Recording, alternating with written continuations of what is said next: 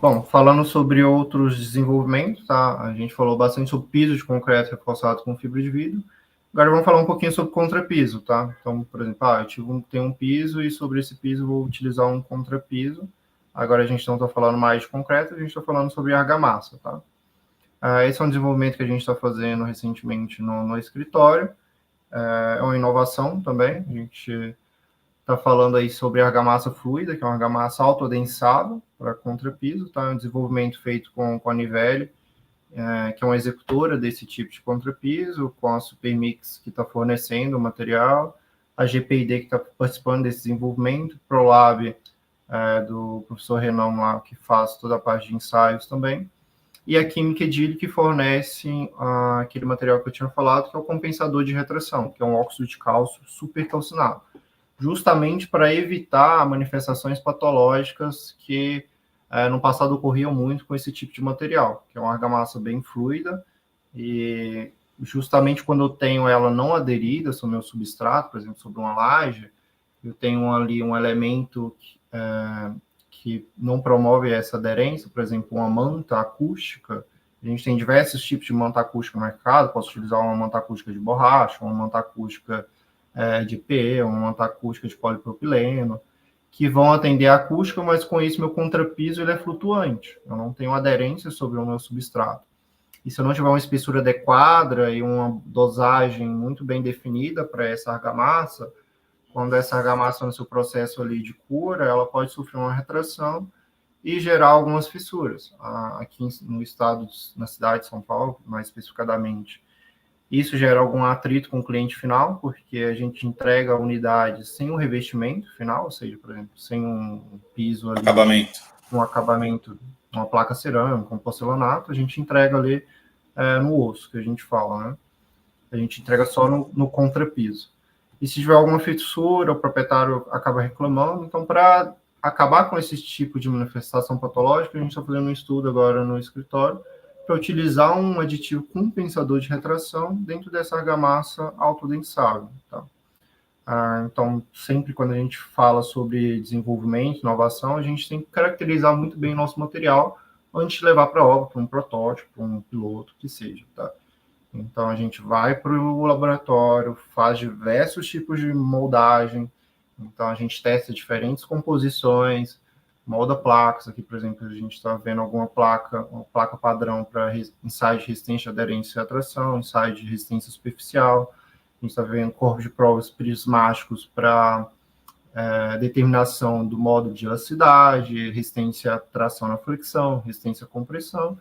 E corte de provas prismático também, esse mais fininho aqui de baixo, para ver qual que é a variação dimensional desse material, qual que é a retração que esse material tem, ou seja, quantos milímetros ele retrai por metro linear. Tá?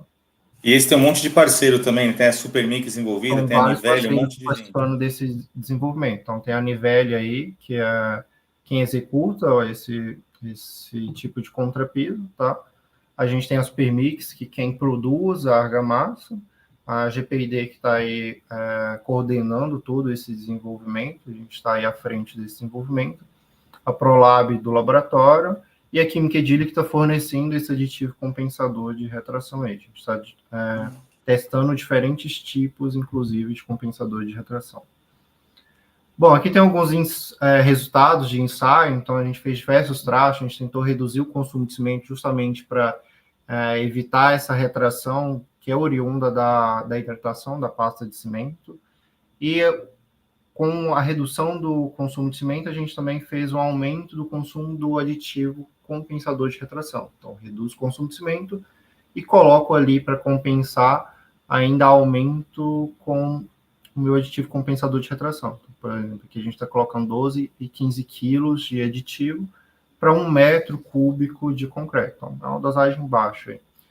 Bom, o que a gente teve aí de resultados no estado endurecido? Quando a gente reduz o consumo de cimento e coloca o aditivo compensador de retração, a gente está reduzindo o modo de elasticidade, ou seja, quanto menor o modo de elasticidade, maior eu permito essa movimentação da minha placa, tá? Ou seja, é um material menos rígido que vai possivelmente ter menos manifestação de fissuras. A gente conseguiu manter a densidade de estado endurecido, a resistência à compressão reduziu, a gente não precisa de uma resistência à compressão tão alta para um contrapiso, 36 megapascal, a gente está falando aí mais com a resistência à compressão do concreto, da própria laje.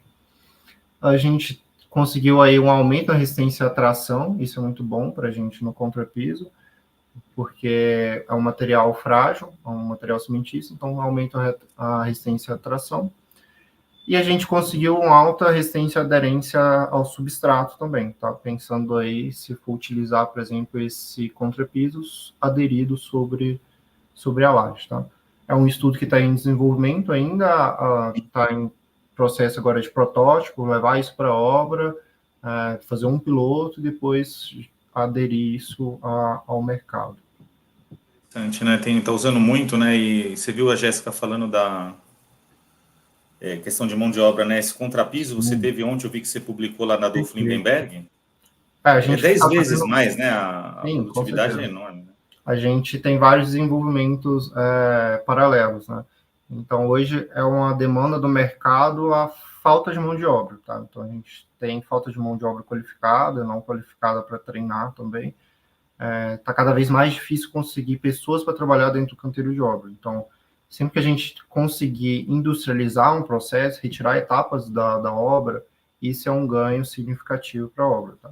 Então, se a gente está trabalhando aí com argamassa, que ela é industrializada, o material argamassa, ele já vem dosado lá da minha central dosadora, já vem pronto para... É questão de transporte, né, Welles? Nossa, questão de transporte horizontal, vertical, bombeado. Consigo bombear até eu andar, é fenomenal, assim. Enquanto um pavimento aí, sei lá, um pavimento de 300 metros quadrados, vou gastar uma semana para fazer um contrapiso farofa, que é aquele contrapiso que eu tenho que pegar areia, o cimento, ou pegar uma argamassa ensacada, produzir argamassa dentro do canteiro, depois eu tenho que fazer a distribuição, tenho que fazer o adensamento com o soquete. Então, é baixa produtividade, né? A gente tem aí obras que ainda tem um consumo de cimento extremamente alto, a gente acaba vendo muito isso em obra, por exemplo, tem obra que utiliza aí uma composição de argamassa com traço 1:3, com altíssimo teor de cimento, então acaba gastando mais o custo do material em si, do que eu pegasse um material que já vem pronto para uso, dosado em central, com aditivo muito bem qualificado para isso, e que tem uma alta produtividade. Enquanto o farofa vou demorar uma semana para fazer um andar, eu consigo fazer 2 andares em um dia com argamassa fluida desse tipo. Então, eu consigo liberar a frente de serviço ali na minha obra.